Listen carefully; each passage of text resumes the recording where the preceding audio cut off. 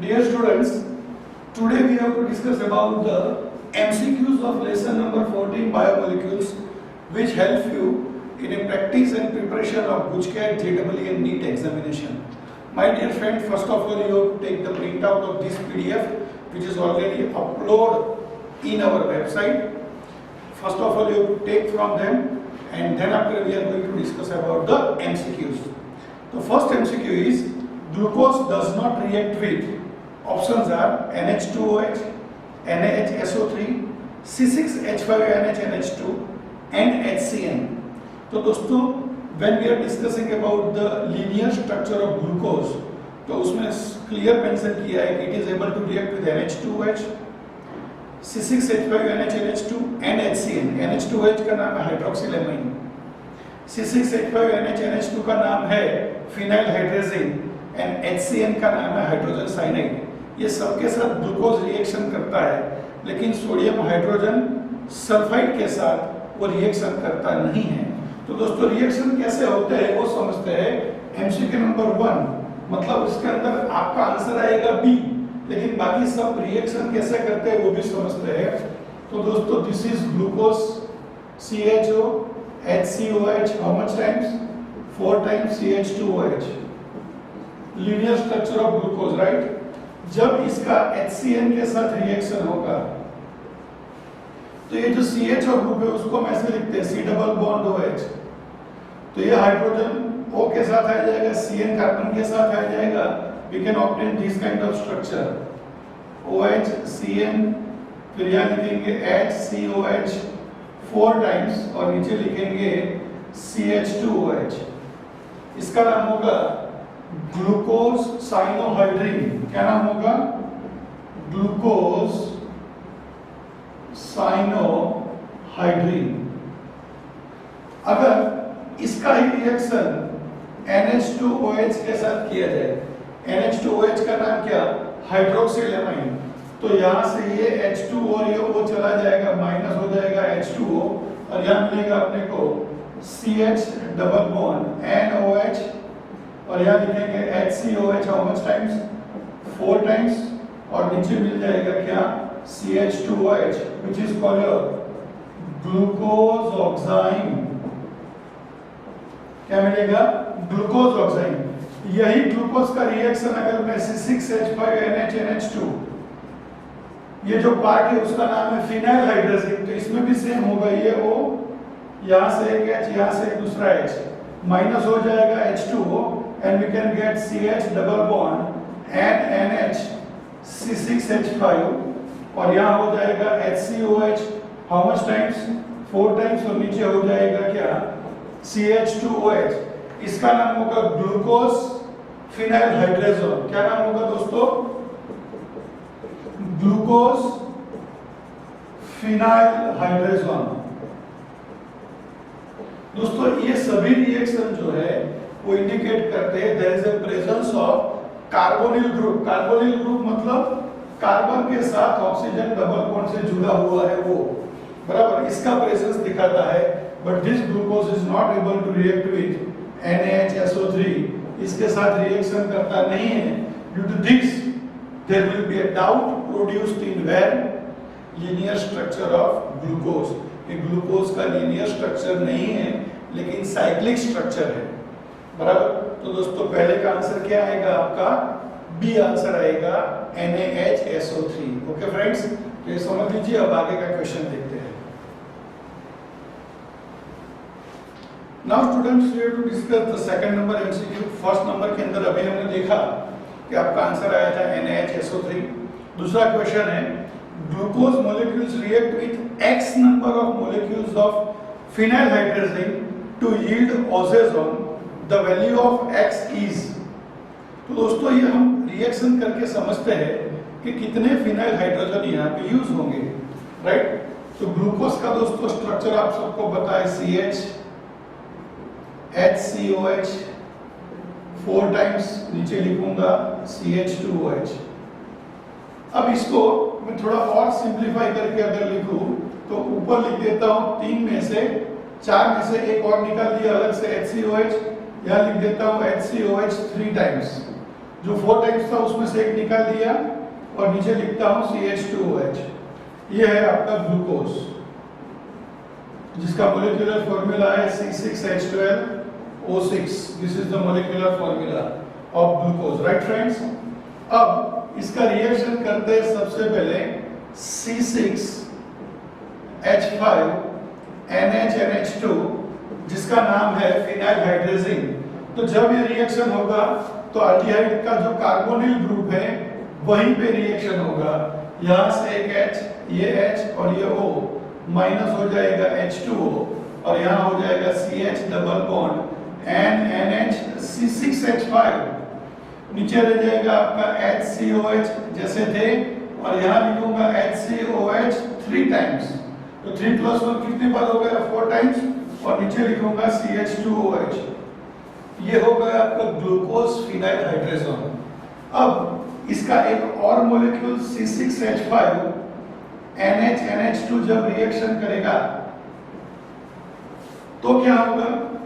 यहां से ये NH2 यहां से एक H के साथ जाके करेगा -NH3, यहां से ये H इतने पार्ट के साथ ज्वाइंट होकर मिल जाएगा C6H5NH2, एनिलीन को लिबरेट करेगा और ये ऑक्सीजन डबल बॉन्ड बना देगा। मतलब अपने को ये प्रोडक्ट मिलेगा CH double bond N NH C6H5, नीचे हो जाएगा C double bond O HCOH 3 times और नीचे हो जाएगा CH2OH। और इसका आगे का एक और मॉलिक्यूल ले लेते हैं हम लोग C6H5NH2 के साथ जब रिएक्शन होगा तो यहां से ये O, यहां से H, यहां से EH माइनस हो जाएगा H2O and again we can obtain this product C double bond NNH C6H5। ये पार्ट जो बाकी रहा वो एक कार्बन के साथ ज्वाइंट हो जाता है, बराबर। नीचे हो जाएगा HCOH हाउ मच टाइम्स?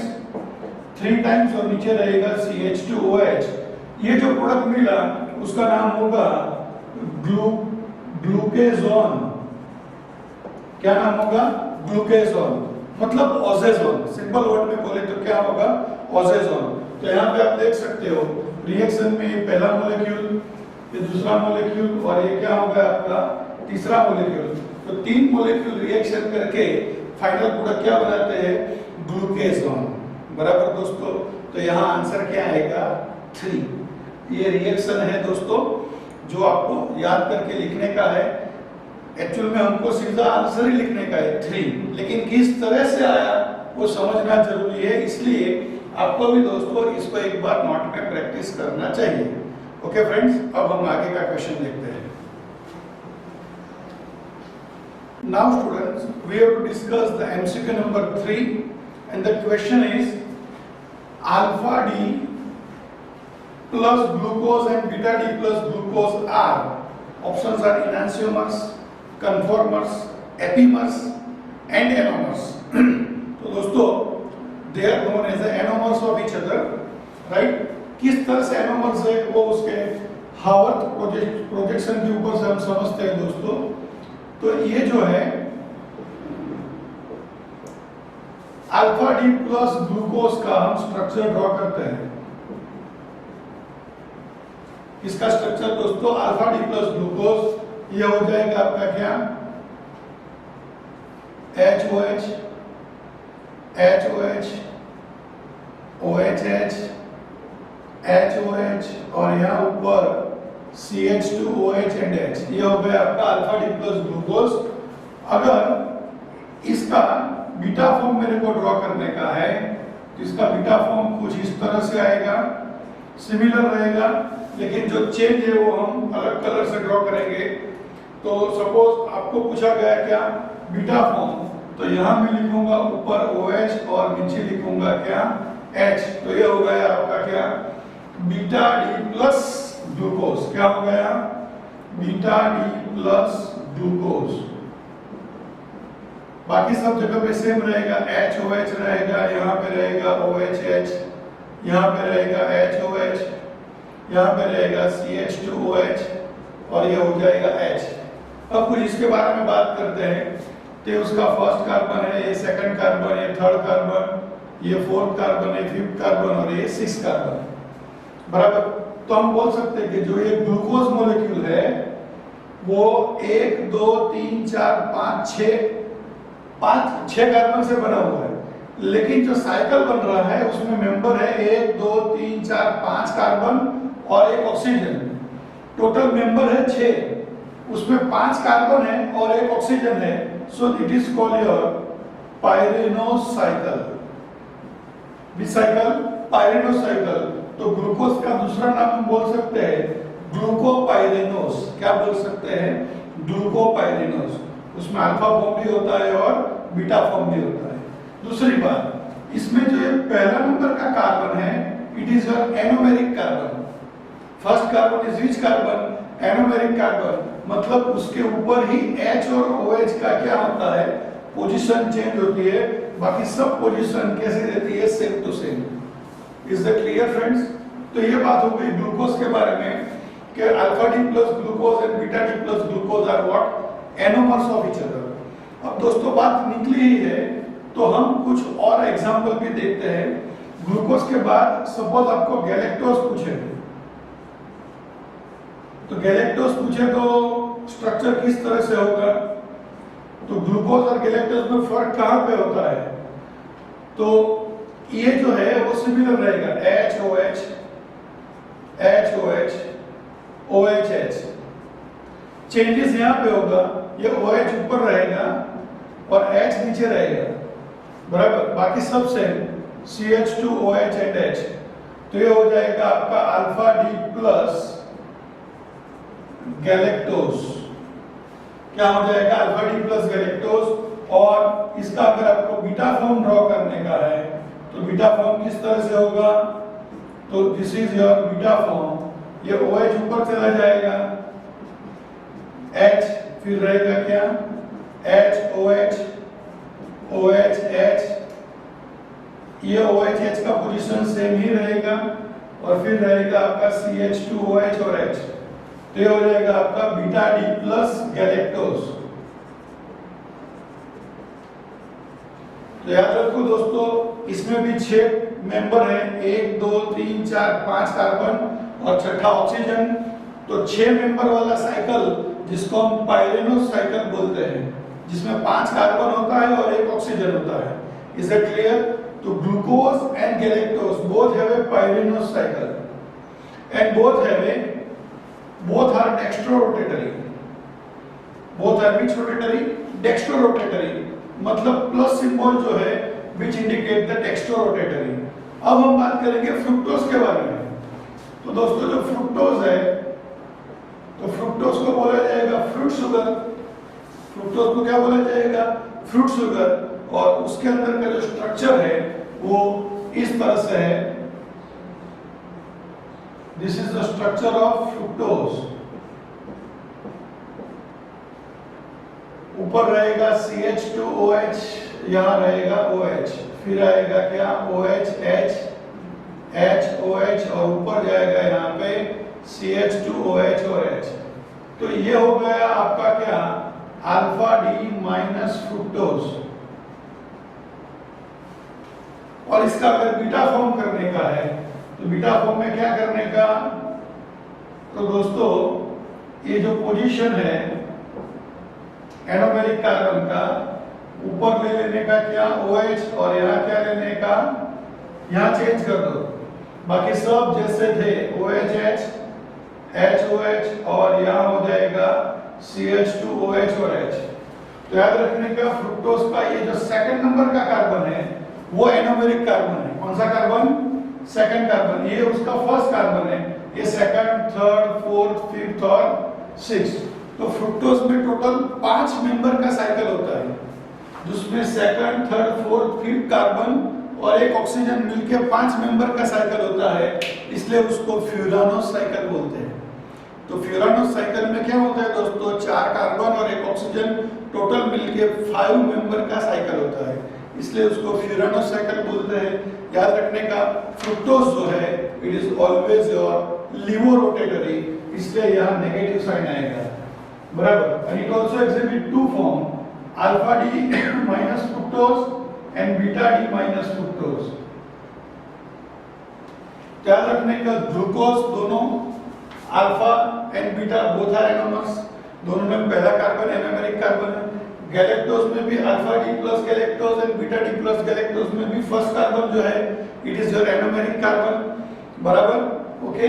और फ्रुक्टोज में alpha D minus fructose and beta D minus fructose are also anomers of each other, लेकिन उसमें जो सेकंड कार्बन है वो कैसा है दोस्तों, एनोमेरिक कार्बन है।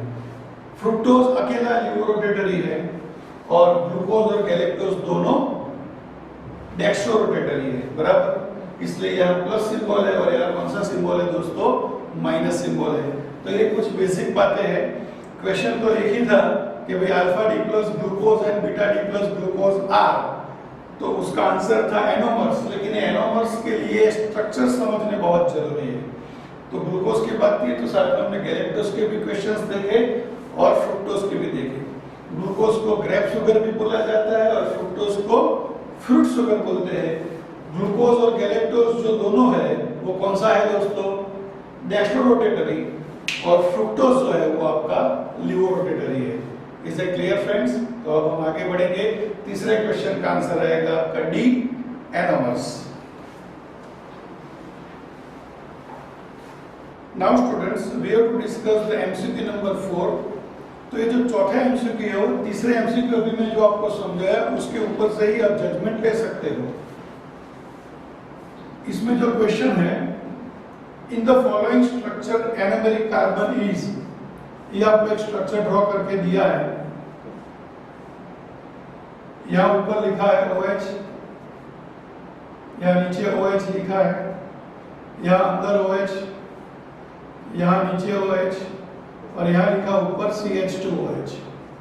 तो समझ लो नीचे यहाँ पे H है, यहाँ H H H और H। तो ये जो स्ट्रक्चर है एग्जैक्टली दोस्तों, ये एक्चुअल में है आपका बीटा डी प्लस ग्लूकोज का है। इसका स्ट्रक्चर है बीटा डी प्लस ग्लूकोज का, और उसमें जो फर्स्ट कार्बन है वो आपका एनोमेरिक कार्बन है, जो मैंने आपको अभी बताया था कि ग्लूकोज और गैलेक्टोज ये दोनों में पहला कार्बन एनोमेरिक है और फ्रुक्टोज में कौन सा कार्बन एनोमेरिक है, सेकंड कार्बन। तो इसके अंदर आंसर आएगा कौन सा, which carbon is the anomeric carbon, तो कौन सा आएगा, फर्स्ट कार्बन एनोमेरिक। अगर मैंने ये स्ट्रक्चर ड्रॉ किया होता ऐसे CH2OH OH OH OH and CH2OH ऐसा करके ड्रॉ किया होता, तो दोस्तों क्या होता, तो आपका सेकंड कार्बन एनोमेरिक होता है क्योंकि ये फ्रुक्टोज का स्ट्रक्चर हो गया। Is it clear? तो जो स्ट्रक्चर ड्रॉ करते हैं उसके ऊपर से आपको जजमेंट करने का है कि which carbon is anomeric. Otherwise short word में याद रखने का, अगर ग्लूकोज और गैलेक्टोज का स्ट्रक्चर है तो पहला कार्बन एनोमेरिक होगा, फ्रुक्टोज का कौन सा कार्बन होगा, सेकंड कार्बन। अब हम बात करेंगे पांचवें क्वेश्चन के बारे में। लिखा है which of the following does not exhibit the phenomena of muta rotation। तो दोस्तों जो म्यूटा रोटेशन के फिनोमिना के लिए लिखा है minus fructose plus sucrose lactose and maltose. तो दोस्तों सुक्रोज लैक्टोज एंड माल्टोज जो है वो डाइसैकेराइड है और फ्रुक्टोज है वो मोनोसैकेराइड है। तो मोनोसैकेराइड जो भी है glucose galactose and fructose, they have a phenomenon of mutarotation, right. लेकिन जो सुक्रोज है, सुक्रोज लैक्टोज और माल्टोज में जो सुक्रोज है उसका अगर हम स्ट्रक्चर अगर ड्रॉ करें तो सुक्रोज जो बनता है इस तरह से बनता है। ध्यान रखो दोस्तों, ये हो गया आपका HOH, फिर HOH, फिर OHH, फिर HOH, और ये हो गया आपका CH2OH और H। ये हो गया आपका अल्फा डी प्लस ग्लूकोज, और उसका कॉम्बिनेशन होता है किसके साथ, तो दोस्तों उसका कॉम्बिनेशन होता है यहाँ पे OH CH2OH, फिर OHH HOH CH2OH and H। ये जो पार्ट है वो आपका है बीटा डी माइनस फ्रुक्टोज। तो यहां से OH जाएगा और यहाँ से H जाएगा और ये दोनों के बीच में ये जो ग्लाइकोसिडिक बॉन्ड बनेगा, ये फर्स्ट कार्बन और ये सेकंड कार्बन, तो यहाँ हम बोलेंगे C1O2, दोनों के ऊपर स्टार करेंगे। स्टार का मतलब क्या? दोनों का एनोमेरिक कार्बन ग्लाइकोसिडिक बॉन्ड बनाने में क्या है, बिजी है, इसलिए वो म्यूटा रोटेशन का क्या प्रॉपर्टी दिखाता नहीं है, इसलिए आपका आंसर क्या आएगा, sucrose is not able to form properties of mutarotation. याद रखने का दोस्तों, लैक्टोज जिसको हम बोलते हैं मिल्क शुगर, माल्टोज जिसको बोलते हैं माल्ट शुगर, उसमें C1O4, उसमें C1 कार्बन मतलब पहला जो मोनोमर है उसका एनोमेरिक कार्बन दूसरे का चौथे कार्बन के साथ जुड़ा हुआ है, लेकिन दूसरे का जो फोर्थ कार्बन है वो एनोमेरिक नहीं है, इसलिए लैक्टोज और माल्टोज दोनों म्यूटा रोटेशन दिखाएंगे, लेकिन सुक्रोज म्यूटा रोटेशन दिखाएगा नहीं, इसलिए सुक्रोज को नॉन रिड्यूसिंग शुगर भी बोलते हैं। सुक्रोज को क्या बोलते हैं दोस्तों, नॉन रिड्यूसिंग शुगर। और जो डायबिटिक पर्सन होते हैं उसको सुक्रोज बेस खिलाया जाता है क्योंकि it is sweet in the taste. बराबर समझ में आई बात दोस्तों? तो इसके अंदर पांचवें क्वेश्चन में आंसर क्या आएगा आपका, सुक्रोज। अब 6th क्वेश्चन है, which of the following has the maximum levo rotation. Levo rotatory कौन है? तो दोस्तों अभी हमने बात किया था कि glucose and galactose dextro rotatory था और फ्रुक्टोज जो था वो लीवो रोटेटरी था, तो आपका आंसर क्या आएगा, D glucose, D fructose, sucrose and invert sugar, तो आंसर आएगा डी फ्रुक्टोज। 3rd क्वेश्चन के अंदर हमने ऑलरेडी बात की थी, तो 6th क्वेश्चन का आंसर कौन सा आएगा दोस्तों, आपका बी ऑप्शन रहेगा, D fructose. Fructose is always levo rotatory which is also known as a fruit sugar. बराबर। अब 7th क्वेश्चन पूछा है, तो 7th क्वेश्चन में क्या है, which set of term correctly identified the carbohydrate shown। मतलब ये आपको एक स्ट्रक्चर ड्रॉ किया है इस तरह से, ऊपर लिखा है OH, यहाँ लिखा है H, OH, OH, H, ऊपर यहाँ पे H और यहाँ CH2OH। दोस्तों पहले इसमें कार्बन गिन लो, कितने कार्बन है, ये पहला कार्बन, ये दूसरा, तीसरा, चौथा और 5 कार्बन है total. How much carbon are there, 5 carbon. तो 5 कार्बन वाले स्ट्रक्चर कौन कौन से है, तो ऑप्शन लिखा है फर्स्ट पेंटोज, उसमें 5 कार्बन होते हैं, हेक्सोज में 6 होते हैं, अल्डोज में भी 5 कार्बन होंगे, कीटोज में 6 कार्बन होंगे, पाइरेनोज में भी 6 कार्बन होंगे और फ्रुक्टोज में 5 कार्बन होगा। मतलब आपका आंसर आएगा 135। आंसर क्या आएगा, जो ऑप्शंस दिए हैं आपको बाजू में उसमें 1, 3 और 6 नंबर जो है, this is your correct option. Is that clear? Okay friends, अब 8वां क्वेश्चन है, उसके ऊपर फोकस करते हैं। 8वां क्वेश्चन में लिखा है द फॉलोइंग कार्बोहाइड्रेट इज, आपको एक स्ट्रक्चर ड्रॉ किया है, ऐसा चेयर फॉर्म ड्रॉ किया है कार्बोहाइड्रेट का, यहाँ पे लिखा है OH और यहाँ लिखा है H, फिर H, OH, फिर लिखा गया यहाँ पे OH, H, यहाँ पे लिखा गया OH, H और यहाँ पे लिखा गया है क्या, CH2OH and H। बराबर। तो दोस्तों इसमें कार्बन गिन लो, तो ये पहला कार्बन, दूसरा, तीसरा, चौथा, 5वां और ये छठा, टोटल कितने कार्बन हुए, 6 कार्बन। ओके, साथ में भी चेक करो, 1, 2, 3, 4, 5 और 6, छठा ऑक्सीजन साइकिल में है। बराबर। तो 5 कार्बन प्लस 1 ऑक्सीजन, तो 6 मेंबर के साइकिल को हम बोलते हैं पाइरेनोस साइकिल। तो हम बोलेंगे इसको बोलेंगे क्या, एन आल्डोहेक्सोज। क्या बोलेंगे, एन आल्डोहेक्सोज। समझ में आया? अगर कीटोहेक्सोज होता तो उसका स्ट्रक्चर इस तरह से होता।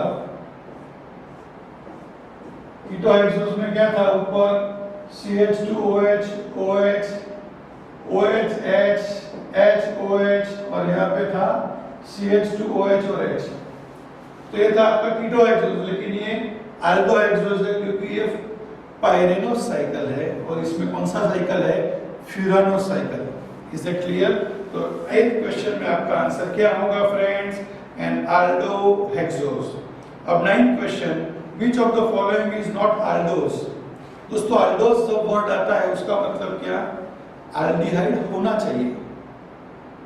बराबर। अल्डिहाइड क्या होना चाहिए और कीटोस बोर्ड आए तो समझने का कीटोन ग्रुप होना चाहिए। तो देखो सबसे पहले लिखा है ग्लूकोज, उसमें अल्डिहाइड ग्रुप है, रिबोज उसमें भी है, फ्रुक्टोज में नहीं है क्योंकि वो कीटोन ग्रुप ऑक्यूपाई करता है, और मेनोस में भी अल्डिहाइड होता है दोस्तों।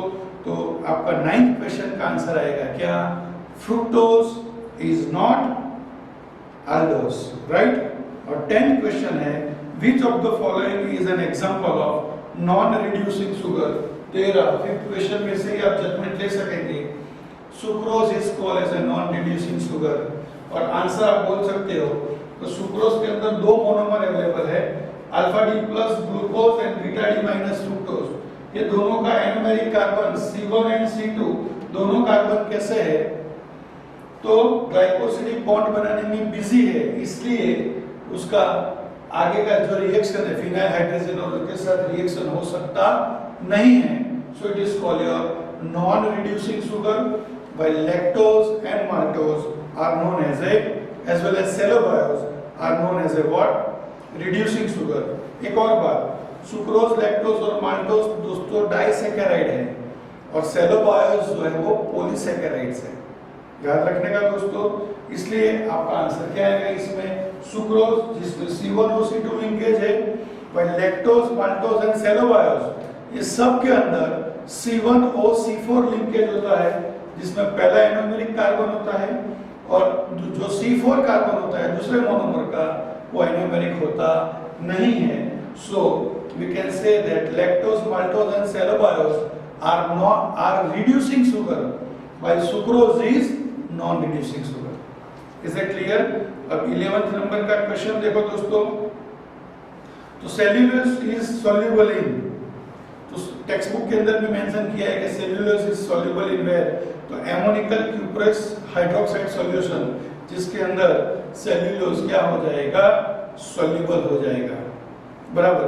अब 12th question is cellulose is not digestible by human being due to the absence of cellulose hydrolysing enzyme call.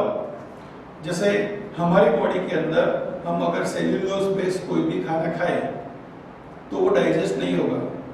Cellulose कहाँ होता है सबको पता है दोस्तों, it is presence in cell wall of the plants. अगर हम प्लांट खाएंगे केटल्स की तरह तो हम डाइजेस्ट नहीं कर सकेंगे। क्यों? क्योंकि सेल्यूलोज को डाइजेस्ट करने वाला जो एंजाइम है सेल्यूलेज, वो हमारी बॉडी में नहीं है। आपने हिंदी में एक कहावत सुनी होगी फ्रेंड्स कि शेर मर जाएगा लेकिन घास नहीं खाएगा। सही बात है, क्योंकि शेर की बॉडी में भी क्या नहीं है? सेल्यूलोज एंजाइम नहीं है। सो वो घास खाएगा तो भी डाइजेस्ट हो सकेगा नहीं। अदरवाइज वो कैटल्स है, गाय है, बफेलो है, उसके अंदर अगर आप चेक करें तो वहाँ सेल्यूलोज एंजाइम अवेलेबल है, इसीलिए वो डाइजेस्ट कर सकते हैं। तो अंदर आपका 12th वन का आंसर क्या आएगा? Cellulose, right. और 13th क्वेश्चन है hydrolysis of sucrose is called as A. Sucrose का हाइड्रोलिसिस को क्या बोलेंगे? That is known as a inversion. तो 13th क्वेश्चन में आपका आंसर आएगा A. Is it clear friends? तो अब हम आगे के क्वेश्चन डिस्कस करते हैं। Now students, MCQ number 14 and the question is lactose is made up of. तो दोस्तों जो लैक्टोज है which is also known as a milk sugar, it is made up of। तो लैक्टोज का जब हम स्ट्रक्चर ड्रॉ करेंगे फ्रेंड्स, तो उसके अंदर आपको जो मैंने 3rd क्वेश्चन के अंदर समझाया था कि इट कंटेन 2 मोनोमर्स, 2 मोनोसैकेराइड्स, दो मोनोसैकेराइड्स हैं, उसमें OHH, HOH, OHH, OHH and CH2OH and H। ये जो है आपका बीटा डी प्लस गैलेक्टोज, ये स्ट्रक्चर किसका है? Beta D plus galactose. याद रखो दोस्तों, ये सभी स्ट्रक्चर मैंने तीसरे एमसीक्यू में ड्रॉ किए थे, वहां जाके आप देख सकते हो। ये बीटा डी प्लस गैलेक्टोज है और उसका रिएक्शन किया जाता है किसके साथ? तो दूसरा मोनोमर कौन है इसके साथ? तो इसके साथ जो दूसरा मोनोमर है वो है आपका बीटा डी प्लस ग्लूकोज। दोस्तों यहाँ दोनों हो सकता है, अल्फा भी हो सकता है, बीटा भी हो सकता है, बराबर। तो यहाँ पे OH HOH OHH HOH CH2OH and H। तो दोस्तों जब ये दोनों के बीच में बॉन्डिंग होगा तो OH और ये OH में से दोनों ऑक्सीजन क्या रहेंगे, कॉमन रहेंगे, H2O निकल जाएगा, ये पहला कार्बन है, ये फोर्थ कार्बन है, तो दोनों के बीच में जो लिंकेज बनेगा वो होगा C1 star OC4। This is the glycosidic bond available in where, lactose. Lactose का एक ग्लाइकोसिडिक बॉन्ड है, बराबर, जिसमें ये जो फर्स्ट हाफ है वो नॉन रिड्यूसिंग पार्ट है और दूसरा हाफ है which is a reducing part. So we can say that lactose is a reducing sugar, जिसमें कौन सा ग्लाइकोसिडिक बॉन्ड है, C1OC4 ग्लाइकोसिडिक बॉन्ड है। मतलब पहला मोनोमर का C1 कार्बन एनोमेरिक जो है और दूसरे का C4 नॉन एनोमेरिक कार्बन एक दूसरे के साथ ग्लाइकोसिडिक बॉन्ड बनाते हैं। तो 14 क्वेश्चन में आपका आंसर आएगा क्या, beta D galactose and beta D glucose. अब इसके साथ 15 क्वेश्चन भी अपने आप आ ही जाता है। लिखा गया which of the following statement is not true regarding to plus lactose। Number A, plus lactose C12H22O11 contains 8 OH group। तो दोस्तों देखो ये first, second, third, fourth, fifth, six, 7 and 8, ये 8 ग्रुप है, सही है कि नहीं है, सही है, बराबर। दूसरा, on hydrolysis plus lactose gives equal amount of D plus glucose and D plus galactose। ये galactose हो गया और ग्लूकोज का इक्वल अमाउंट 50-50% मिलता है, वो सही बात है, बराबर। C option, plus lactose is a beta glycosidic formed by the formation of molecules of D plus glucose and a molecule of D plus galactose। तो D plus galactose and D plus glucose का वो दोनों का क्या हुआ, mixer हुआ, बराबर। और तीसरा जो लिखा है plus lactose is a reducing sugar, ये राइट है यहाँ तक, and does not exhibit mutarotation, ये गलत है। तो उसका फोर्थ आंसर आएगा, ये जो लैक्टोज है वो म्यूटा रोटेशन भी दिखाता है, इसलिए D option is your wrong option, बराबर, which is not true for lactose. अगर यहाँ नॉट निकाल देते तो वो सही आंसर हो जाता, बराबर। अब लिखा गया अल्फा माल्टोज के बारे में, अल्फा माल्टोज कंटेन व्हाट। तो हम 16 क्वेश्चन के अंदर माल्टोज का स्ट्रक्चर ड्रॉ करते हैं। तो माल्टोज के स्ट्रक्चर के लिए वापिस अपने को ऐसा पायरिनो साइकिल ड्रॉ करने का है दोस्तों, बराबर। HOH HOH OHH HOH, ऊपर CH2OH और नीचे H। ऐसे दूसरा मॉलिक्यूल्स का भी सेम पार्ट लेने का आपको,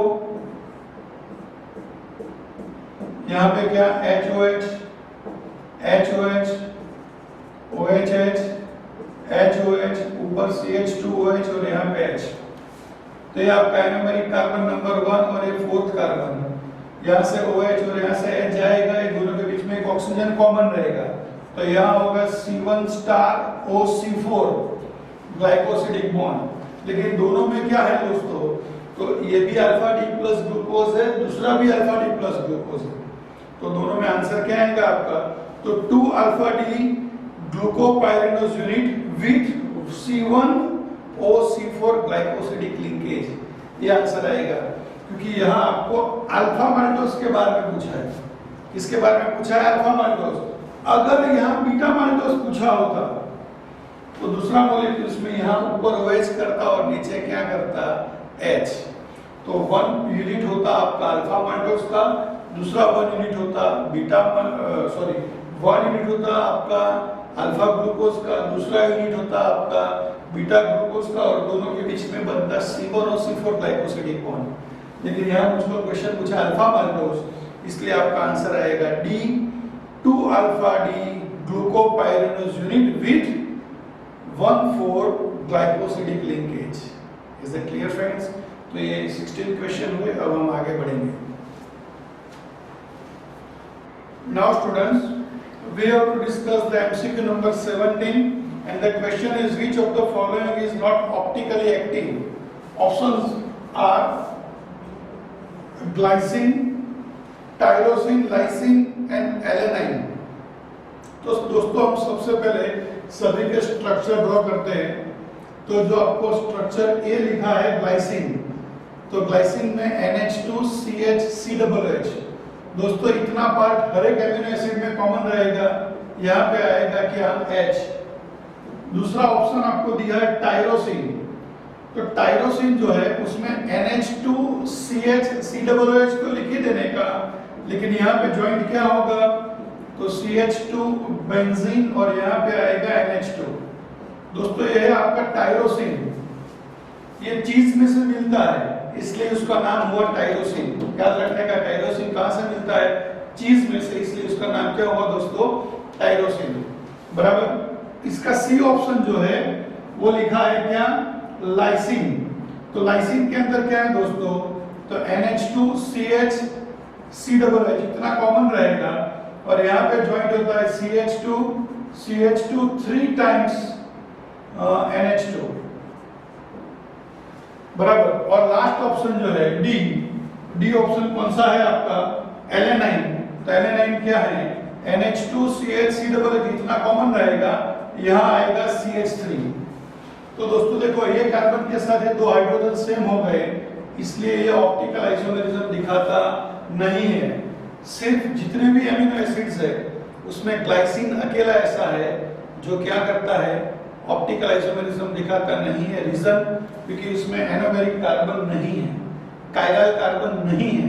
बाकी सब में देखो कायरल कार्बन होगा, ये H अलग, COOH NH2 और ये पूरा पार्ट अलग, इसमें भी H NH2COOH पूरा पार्ट अलग, इसमें भी NH2COOH CH3 ऊपर H। तो ये सब कौन से कार्बन हो गए दोस्तों, कायरल कार्बन। तो आपका आंसर क्या आएगा दोस्तों, 17 में ए ग्लाइसिन। स्ट्रक्चर ड्रॉ करेंगे तो पता चलेगा कि किसके अंदर चिरालिटी नहीं है, क्योंकि उसके अंदर कायरल कार्बन एब्सेंट है। बराबर दोस्तों, ओके। अब इसके अंदर से एक और क्वेश्चन पूछते हैं कि which of the following amino acid is complete amino acid. तो दोस्तों प्रोलिन करके एक ऑप्शन है, प्रोलिन एमिनो एसिड, जिसका स्ट्रक्चर ऐसा है, टेक्स्ट बुक में भी ड्रॉ किया है दोस्तों। ये आपका कंप्लीट स्ट्रक्चर है एमिनो एसिड का। सिर्फ प्रोलिन का ही स्ट्रक्चर कैसा है दोस्तों, कंप्लीट स्ट्रक्चर है। तो याद रखने का, कंप्लीट स्ट्रक्चर इसका है दोस्तों, प्रोलिन का है। अब हम बात करेंगे किसके बारे में, 18 question, lysine is the least soluble in water in pH range.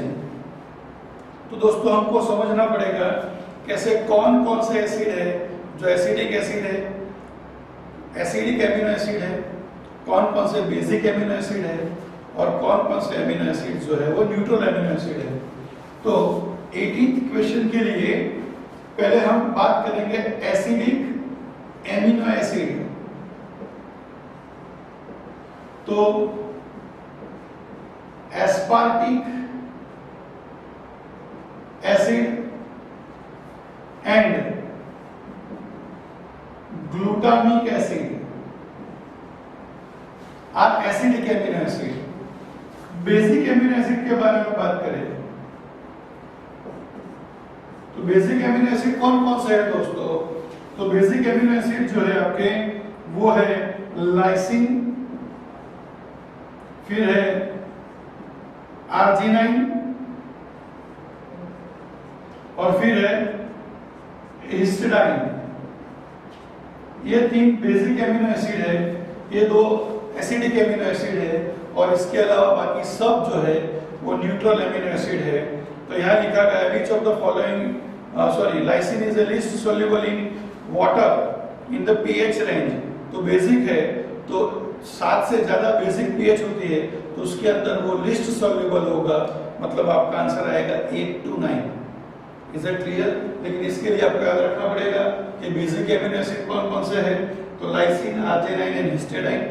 Acidic amino acid कौन है, तो aspartic acid and glutamic acid are the acidic amino acid और उसके अलावा बाकी जो भी है वो कौन सा है, दोस्तों वो न्यूट्रल एमिनो एसिड है। अब आपका 19 नंबर का ऑप्शन क्वेश्चन है, वो पढ़ते हैं हम लोग। Which of the following structure represented the peptide chain? आपको जो ऑप्शन दिया है दोस्तों, आपके पास पीडीएफ रेडी है तो आप जजमेंट ले सकते हो। टर्मिनल पोजीशन के ऊपर NH2 आइदर NH ग्रुप रहना चाहिए दोनों, और एक टर्मिनल ग्रुप के ऊपर COOH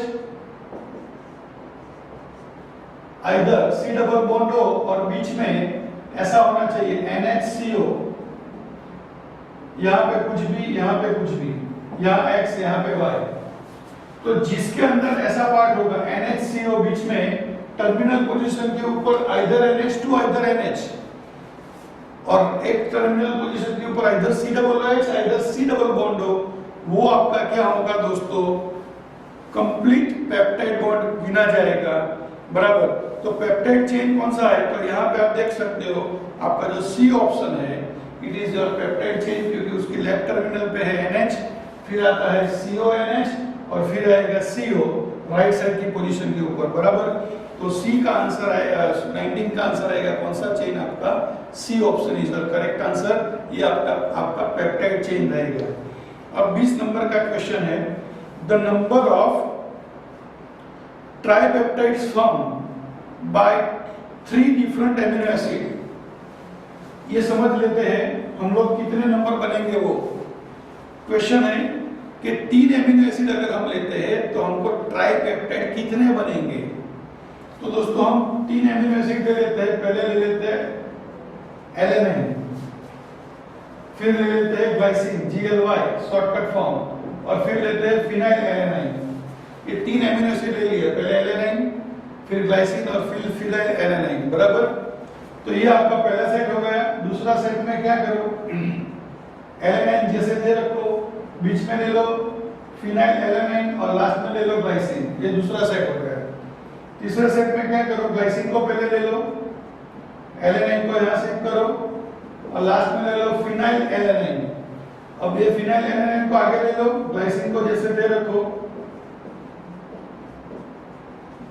और पांचवा सेट में क्या करो, तो जो फिनाइल एलेनाइन था उसको पहले ले लो, फिर यहाँ ले लो एलेनाइन और फिर ले लो ग्लाइसिन GLY, और लास्ट सेट क्या बनेगा, तो ग्लाइसिन यहाँ आ जाएगा और यहाँ चला जाएगा एलेनाइन। तो दोस्तों आप देख सकते हो अगर हमारे पास 3 डिफरेंट एमिनो एसिड है तो 3 डिफरेंट एमिनो एसिड के अंदर से हम टोटल 6 टाइप के ट्राइपेप्टाइड्स बना सकते हैं। याद रहेगा दोस्तों। और यहाँ से एक और क्वेश्चन निकलता है बाहर दोस्तों कि जितने पेप्टाइड लेंगे, एमिनो एसिड्स लेंगे, उसमें से पेप्टाइड बॉन्ड कितना बनेगा। याद रखने का there will be n-1 peptide bond. क्या याद रखने का, n-1 पेप्टाइड बॉन्ड। मतलब 3 एमिनो एसिड लिए तो n-1 मतलब 3-1, मतलब ये दोनों के बीच में पेप्टाइड बॉन्ड कितना होगा, तो पेप्टाइड बॉन्ड का मतलब क्या, CONH पार्ट। तो जितने एमिनो एसिड रहता है उसमें से कितने पेप्टाइड बॉन्ड बनते हैं, तो n-1। यहाँ 3 एमिनो एसिड लिए तो ये जब स्ट्रक्चर बनेगा तो उसके अंदर कितने, 2 CONH ग्रुप आएंगे बीच में सेंटर में, क्योंकि एक साइड पे NH2 पार्ट फ्री रहता है जिसको हम बोलते हैं N टर्मिनल, दूसरे साइड पे COOH पार्ट फ्री रहता है उसको बोलते हैं हम C टर्मिनल। मतलब एक आपका बेसिक पार्ट NH2 वाला और COOH वाला कौन सा पार्ट रहता है, एसिडिक पार्ट रहता है। बराबर। तो 20 नंबर के क्वेश्चन में आंसर आएगा कौन सा, 6 आंसर आएगा। और 21 नंबर का क्वेश्चन है, Sanger's reagent is used to determine the identification of, तो हम बोल सकते हैं N terminal of peptide bond. दोस्तों N टर्मिनल का मतलब क्या, जहां NH2 पार्ट अवेलेबल होता है उसको हम क्या बोलते हैं, N टर्मिनल। तो 21 का आंसर होगा क्या दोस्तों, A, N terminal. Okay friends.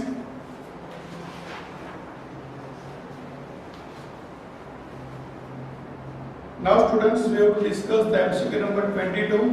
The tripeptide is written as glycine, alanine, glycine. The correct structure is. तो दोस्तों सबसे पहले हम सभी का स्ट्रक्चर ड्रॉ करेंगे। ग्लाइसिन का मतलब है NH2 CH, इसके साथ यहाँ पे H और यहाँ COOH।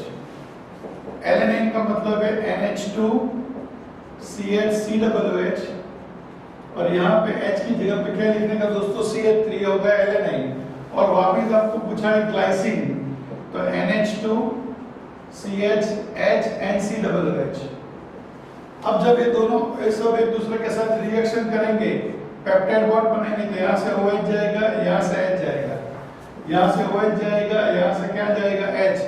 तो आपको 2 moles of H2 लिबरेट हो जाएंगे। You can get NH2 CH2 CO NH CH CH3 CO NH CH2 COOH। तो ये आपका हो गया peptide bonds. This two are the peptide bonds. अब आपको जो स्ट्रक्चर ड्रॉ किए है उसमें लिखा है NH2, फिर ये CH2, फिर यहाँ डबल बॉन्ड हो मतलब CO, फिर यहाँ पे लिखा है NH, फिर यहाँ आएगा CH, फिर नीचे यहाँ लिखा है CH3, फिर आएगा C डबल बॉन्ड हो, फिर NH, और फिर क्या CH2 COOH। तो दोस्तों आपका आंसर आएगा क्या, CH2 लिखने का जरूरत नहीं है क्योंकि वो कार्बन एटम है। तो NH2 CH2 C double bond हो NH, CH CH3 C double bond हो NH, CH2 C डबल है, इसका ये बॉन्ड लाइन स्ट्रक्चर है। तो 22 में आपका आंसर आएगा क्या दोस्तों, C आंसर आएगा। अब दोस्तों कुछ प्रोटीन रिलेटेड इक्वेशन है। 23, the hormones which control the process of burning of fats, proteins and carbohydrate and liberate energy in the body. Options है thyroxine, adrenaline, insulin and cortisol. तो आंसर आएगा दोस्तों insulin, जो ग्लूकोज का glycogen में conversion करता है। तो 23 में आपका आंसर आएगा क्या, इंसुलिन। क्वेश्चन कौन सा था, the hormones which can control the process of burning of fats, proteins and carbohydrates and liberate energy in the body. तो आपका आंसर आएगा insulin. 24, the hormones that helps in the conversion of glucose into glycogen. तो simple आपका answer क्या होगा दोस्तों, insulin जो है वो ग्लूकोज का किसके अंदर कन्वर्जन करता है, ग्लाइकोजन के अंदर, और वो ग्लाइकोजन एडिपोटिशियस मतलब फैट्स के फॉर्म में बॉडी में डिपॉजिट होता है दोस्तों। अब 25 नंबर का एमसीक्यू है, the secondary structure of protein reflects to. तो सेकेंडरी स्ट्रक्चर ऑफ प्रोटीन जो है वो आपको सबको पता है, it is alpha helix structure. कौन सा स्ट्रक्चर है दोस्तों, अल्फा हेलिक्स बैकबोन जैसा स्ट्रक्चर है किसका, सेकेंडरी स्ट्रक्चर, राइट। अब आएगा 26 नंबर का question, the substituent presence in haemoglobin. तो दोस्तों हीमोग्लोबिन वो क्वाटर्नरी स्ट्रक्चर रखता है प्रोटीन का, बराबर। तो उसमें कितने स्ट्रक्चर सब्स्टिट्यूएंट्स होते हैं दोस्तों, there will be 4 substituents are present in where quaternary structure of hemoglobin। और 27 नंबर का क्वेश्चन है, which of the following statement about denaturalization gives below are correct। मतलब प्रोटीन का जो डीनेचुरलाइजेशन करते हैं उसमें से कौन सा स्टेटमेंट करेक्ट है। तो first question, denaturalisation of protein causes loss of secondary and tertiary structure of protein, वो बिल्कुल सही बात है, करेक्ट आंसर है। दूसरा, denaturalisation leads to conversion of double strand of DNA into single strand, ये भी सही है। तीसरा, denaturalisation affects primary structure which gets destroyed. दोस्तों कभी भी प्राइमरी स्ट्रक्चर डिस्ट्रॉयड होता नहीं है, तो आपका आंसर आएगा first and second, this two are the correct option for whom denaturalisation of protein. Okay friends, अब विटामिन्स के रिगार्डिंग कुछ क्वेश्चन है, उसके बारे में हम बात करेंगे। Now dear students, we have to discuss about the MCQs of vitamins. तो दोस्तों विटामिन्स जो है उसके बारे में अगर बात कर लें तो विटामिन्स का अगर अमाउंट हमारी बॉडी में कम हो जाता है तो we are suffering from deficiency disease, right friends. पहले याद रख लो वाटर सोल्यूबल विटामिन कौन कौन से है, तो vitamin B and C are the water soluble vitamin, fat soluble vitamin, A D E K are the fat soluble vitamin. Either vitamin जो H है which is not soluble in water as well as fat, तो इसके ऊपर से भी MCQ पूछते हैं। Water soluble vitamin कौन कौन से? Vitamin B and C. Fat soluble A D E K. And fat और वाटर में दोनों में इनसोल्यूबल विटामिन कौन है? एच। अब यहाँ पे मैंने टेबल जैसा बनाया है दोस्तों, विटामिन का नाम सिंबल है, उसका साइंटिफिक नेम और उसकी डेफिशिएंसी जो डिसीज होते हैं वो और कुछ विटामिन कौन सी जगह से मिलते हैं उसके सोर्स के बारे में भी लिखा है, बराबर। एक्चुअली में हर एक विटामिन का सोर्स कोई ना कोई तो रहता ही है, बराबर, लेकिन ज्यादातर सोर्स के क्वेश्चन पूछते हैं वो भी मैंने यहाँ मेंशन किए हैं। तो विटामिन ए का साइंटिफिक नेम होगा रेटिनॉल और उसकी डेफिशिएंसी से होगा ज़ेरोथैलेमिया, नाइट ब्लाइंडनेस, मतलब रात को दिखेगा नहीं, बराबर। B1 थायमिन बोलते हैं, उससे बेरिबेरी होता है। B2 रिबोफ्लेविन, जिसका नाम है साइंटिफिक नेम, डार्क रेड टंग हो जाती है, बराबर। विटामिन B6 जिसका नाम है पायरिडॉक्सिन, स्किन डिसीज होते हैं फ्रेंड्स। और vitamin B12 which is called cyanocobalamin, pernicious anaemia, मतलब ब्लड लेसनेस, मतलब हमारी बॉडी में ब्लड की कमी होती है, किसकी वजह से? Vitamin B12। याद रखो विटामिन B12 के सोर्सेज है एनिमल्स, मतलब जो नॉन वेजिटेरियन लोग हैं उसके अंदर विटामिन B12 की कमी नहीं होती है, क्योंकि जो एनिमल सेल्स होते हैं उसमें से ही अपने को विटामिन B12 मिलता है, वेजिटेरियन से मिलता नहीं है, बराबर फ्रेंड्स। ओके, विटामिन सी जो है एस्कॉर्बिक एसिड, स्कर्वी, मतलब गम्स, मुंह के अंदर जो टीथ के गम्स होते हैं वहीं से ब्लीडिंग बार होता है, वो ज्यादातर साइट्रस फूड में से मिलता है। विटामिन डी कैल्सीफेरॉल, रिकेट्स, मतलब जो बेबी बोन होती है उसका जो स्केलेटन होता है वो वीक होता है, बॉडी स्ट्रक्चर वीक होता है, राइट, बो सेफ होता है, बराबर। उस सनसाइन विटामिन भी बोला जाता है, मतलब जो सनसाइन होता है उसमें जो उसका माइल्ड जो धूप लगती है अगर वो लिया जाए तो विटामिन डी का सोर्स अपने आप बढ़ता है, बराबर। विटामिन ई अल्फा टोकोफेरॉल बोला जाएगा, स्टेरिलिटी, मतलब people is not able to generate their next generation, lose of sexual properties, इसको बोलते हैं स्टेरिलिटी, राइट। विटामिन एच जिसका नाम है biotin, skin disease either paralysis, paralysis भी हो जाता है, लॉस ऑफ हेयर जो विटामिन एच की डेफिशिएंसी से होता है। और विटामिन के, बराबर, फिलोक्विनोन जिसको बोलते हैं हेमोरेजिक कंडीशन, मतलब अगर एक बार कोई जगह पे सपोज जिसके पास विटामिन के का डेफिशिएंसी है उसका एक्सीडेंट होता है और यहाँ से ब्लड निकलता है तो फिर वो ब्लड क्लॉट नहीं होता है, ये उसका प्रॉपर्टी है विटामिन के का। इसलिए बॉडी के अंदर हर एक विटामिन प्रॉपर प्रोपोर्शन में होने चाहिए।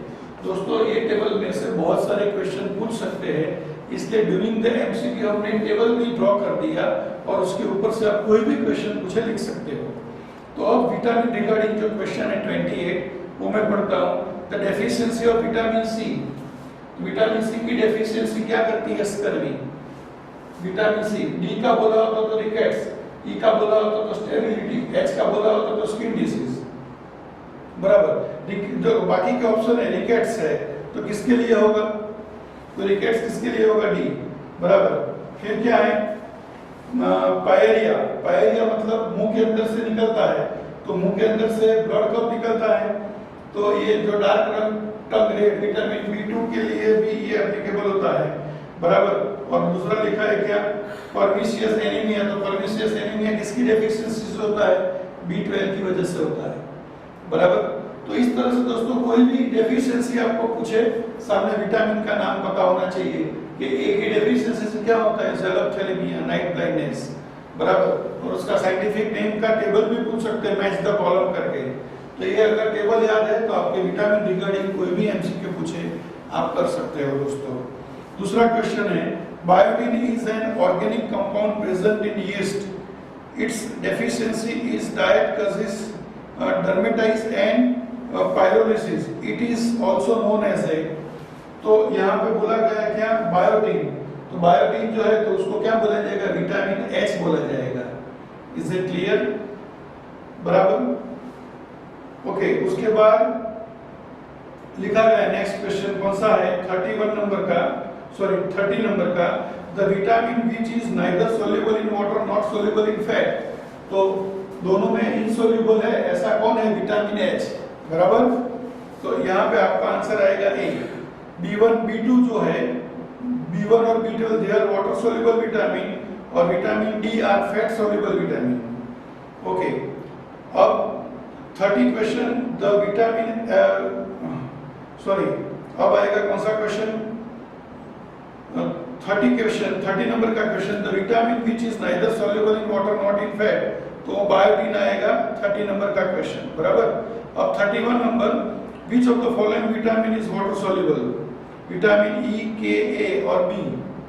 तो vitamin B is water soluble, A, D, E, K are fat soluble, बराबर। Okay, which of the following contain cobalt, तो कौन से इसके अंदर कोबाल्ट है? तो haemoglobin, chlorophyll, vitamin B12 and vitamin C. तो विटामिन सी का नाम क्या है? सॉरी, B12 का नाम क्या है दोस्तों? साइनोकोबाल्टेमाइन, मतलब इसके अंदर कौन प्रेजेंस है? कोबाल्ट, बराबर। अगर आपको हीमोग्लोबिन बोला होता तो उसमें आयन होता है Fe, और क्लोरोफिल मैग्नीशियम का कॉम्प्लेक्स कंपाउंड है दोस्तों, याद रखने का। विटामिन सी को क्या बोलेंगे दोस्तों? एस्कॉर्बिक एसिड, बराबर। लिखा है option, citric acid, lactic acid, paracetamol और एस्कॉर्बिक एसिड। तो विटामिन सी का नाम क्या होगा दोस्तों? Ascorbic acid, right. तो दोस्तों इतने क्वेश्चन 33 तक के क्वेश्चन जो है वो विटामिन के रिगार्डिंग है, लेकिन अगर पूरा टेबल आप याद रखो तो आपको कोई भी क्वेश्चन पूछे आप इसके अंदर से आंसर विटामिन के रिगार्डिंग लिख सकते हो फ्रेंड्स। तो वीडियो पॉज करके ये टेबल आप लिख देने का friends, which is very helpful to you. Now students, we have to discuss the MCQs on the basis of DNA and RNA, right? DNA का फुल फॉर्म क्या है?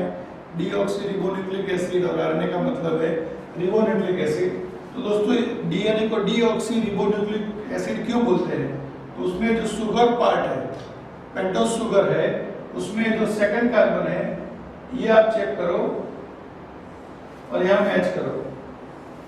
देखो यहाँ ऑक्सीजन नहीं है, यहाँ ऑक्सीजन है, इसलिए पार्ट को बोला गया डीऑक्सीरिबोस। मतलब डीएनए में होता है ऑक्सीजन होता नहीं है सेकंड पोजीशन के ऊपर, आरएनए में ऑक्सीजन सेकंड पोजीशन के ऊपर होता है।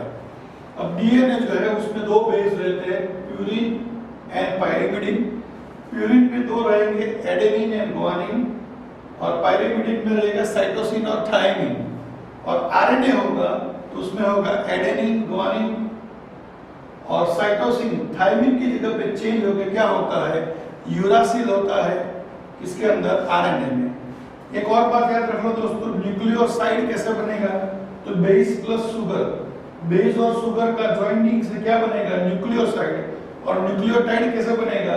तो base sugar plus phosphate. Either को ऐसे भी बोल सकता है nucleoside plus phosphate, then we can obtain nucleotide, बराबर। तो ये बेसिक बात याद कर लेते हैं दोस्तों, और फिर उसके ऊपर से एमसीक्यू के बारे में बात करते हैं। तो 34 नंबर का एमसीक्यू है, the pyrimidine base present in DNA.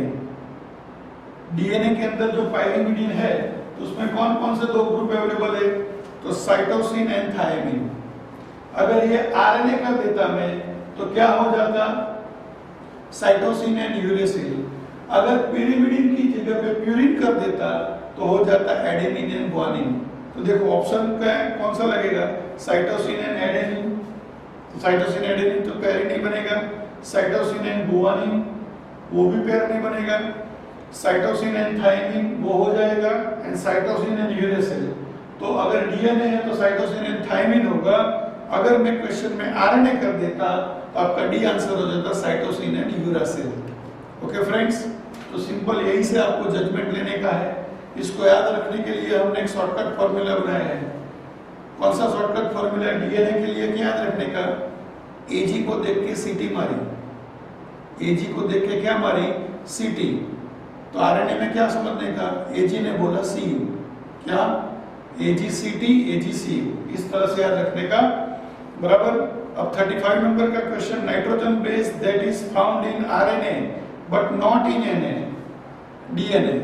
RNA में है लेकिन डीएनए में नहीं है, तो आंसर क्या आएगा? यूरेसिल। आंसर क्या आएगा? यूरेसिल। तो ऑप्शन ए, बराबर। अगर उल्टा कर देता, डीएनए में है लेकिन आरएनए में नहीं है, तो आंसर हो जाता थायमिन। बराबर। अब द प्रेजेंस और absence of hydroxyl group in which carbon atom of sugar define it's RNA and DNA. तो आरएनए और डीएनए को डिफाइन कौन सा कार्बन करता है? Second carbon. तो डीऑक्सीरिबोज में सेकंड कार्बन के ऊपर ऑक्सीजन एब्सेंट है और आरएनए में सेकंड कार्बन के ऊपर प्रेजेंट है, इसलिए आंसर आएगा सेकंड नंबर। अब 37 नंबर का क्वेश्चन है, RNA and DNA are chiral molecule, their chirality is due to. तो डी शुगर कंपोनेंट, कौन सा कंपोनेंट है? डी शुगर कंपोनेंट प्रेजेंस है उसके लिए, इसके लिए इसके अंदर चिरलिटी का प्रॉपर्टी अवेलेबल है। In both DNA and RNA heterocyclic base and phosphate ester linkage to each other. मतलब ये जो हेटेरोसाइक्लिक बेस और ये फॉस्फेट जो है ये 1 नंबर के कार्बन के ऊपर है, 5 नंबर के कार्बन के ऊपर है, इसलिए आपका आंसर आएगा C1 डैश C5 डैश। ये पहला कार्बन है नाइट्रोजन बेस और ये 5वां कार्बन है, इसके ऊपर जॉइंट है, इसलिए C1 C5 ऐसा बोलने का। तो आंसर क्या आएगा? C1 dash C5 dash. Okay. 39 नंबर का question in DNA the complementary base are. DNA में कॉम्प्लीमेंट्री बेस कौन है? तो adenine and thymine, guanine and cytosine. बराबर। Adenine and thymine, guanine and cytosine. आप देख सकते हो एडेनिन किसके साथ ज्वाइंट होता है दोस्तों? थायमिन के साथ। और साइटोसिन किसके साथ ज्वाइंट होता है? ग्वानिन के साथ ज्वाइंट होता है। तो आपका आंसर क्या आएगा? एडेनिन थायमिन के साथ ज्वाइंट होगा और साइटोसिन किसके साथ ज्वाइंट होगा? गुआनिन। आइदर गुआनिन किसके साथ ज्वाइंट होगा? साइटोसिन के साथ। तो आपका आंसर आएगा 39 में सी। अब 40 नंबर का क्वेश्चन है, the segment of DNA which act as the instruction manual for the synthesis of protein is ribose, gene, nucleoside के न्यूक्लियोटाइड। तो आंसर आएगा जीन। 40 नंबर के अंदर क्या आएगा आंसर? जीन। मतलब जो जेनेटिकल हेरिडिटी जो होता है उसके लिए डीएनए रिस्पॉन्सिबल है दोस्तों। बराबर। Okay. The anticode transfer RNA from the messenger RNA code CGA is. मतलब आरएनए के अंदर मैसेंजर आरएनए में एक कोड ऐसा है, कौन सा? जीसीए। तो याद रखने का, अगर आरएनए है तो एडेनिन यूरेसिल के साथ ज्वाइंट होता है। आरएनए में क्या होता है? एडेनिन किसके साथ ज्वाइंट होता है? यूरेसिल के साथ। और साइटोसिन किसके साथ ज्वाइंट होता है? ग्वानिन के साथ। तो जी है वहां पे लिखने का सी है वहां पे लिखने का जी, और ए है वहां पे लिखने का यू। तो आपका आंसर होगा CGU। मतलब योर आंसर इज डी। 41 का आंसर क्या होगा? डी। ऐसे क्वेश्चन खास करके आपको नीट की एग्जाम में पूछते हैं दोस्तों। बराबर। बेसिकली ये जो टॉपिक है वो बायोलॉजी रिलेटेड है, फिर भी हम डिस्कस करेंगे उसको हमारे एक्सपीरियंस के हिसाब से। अब नेक्स्ट क्वेश्चन है 42, if one standard of DNA has the sequence of, ऐसा है A T G C T T G A और वो डीएनए का है। बराबर। तो सेकंड का पूछा है, सेकंड का क्या होगा? If one standard of DNA has the sequence of A T G C T T G A, ऐसा है, तो डीएनए में एडेनिन जहां पे वहां थायमिन लिखने का और साइटोसिन है तो ग्वानिन लिखने का। तो यहाँ ए है तो क्या लिखूंगा? ए एडेनिन के सामने आएगा थायमिन, तो थायमिन के सामने आएगा एडेनिन, जी के सामने सी के सामने जी, टी के सामने ए, टी के सामने ए, जी के सामने आएगा क्या? ग्वानिन के साथ साइटोसिन और ए है तो क्या आएगा लास्ट में? टी। तो आंसर कौन सा होगा? TA CG AA CT। तो ये आपका आंसर बना, मतलब सी आंसर आएगा। अब 43 नंबर क्वेश्चन प्रोटीन में से आ गया है, globular protein is present in. तो यहाँ दो जगह पे होता है, एग्स में भी होता है और मसल्स के अंदर भी होता है। वो कौन सा प्रोटीन होता है दोस्तों? ग्लोबुलर प्रोटीन्स रहता है। बराबर। 44 नंबर का question, purine and pyrimidine base present in both DNA and RNA. दोनों में अवेलेबल है, डीएनए और आरएनए में। ऑप्शन है यूरेसिल, थायमिन। तो यूरासिल जो है वो डीएनए में नहीं है, थायमिन जो है वो आरएनए में नहीं है, लेकिन साइटोसिन एंड एडेनिन दोनों में अवेलेबल है। इसलिए इसमें दो ऑप्शन आएंगे, कौन कौन से, सी एंड डी दोनों आएंगे। और आखिरी क्वेश्चन है, which of the following base is not presence in DNA, तो डीएनए में कौन प्रेजेंस नहीं है, यूरासिल, बराबर। तो दोस्तों ये 45 क्वेश्चन जो है वो मैंने मेरे एक्सपीरियंस के हिसाब से ये बायोमोलिक्यूल्स चैप्टर में से निकाला है और आपको हर एक टॉपिक को डेप्थ में एक्सप्लेन करने का ट्राई किया है मेरे एक्सपीरियंस के हिसाब से। आई होप कि you enjoy, right my friends. तो मेरी ये जो कोशिश है वो अपने दोस्तों की ओर पहुंचाइए। यूट्यूब चैनल को लाइक कीजिए, सब्सक्राइब कीजिए और मेरी वेबसाइट के अंदर भी आप कमेंट्स कीजिए friends. Thank you very much.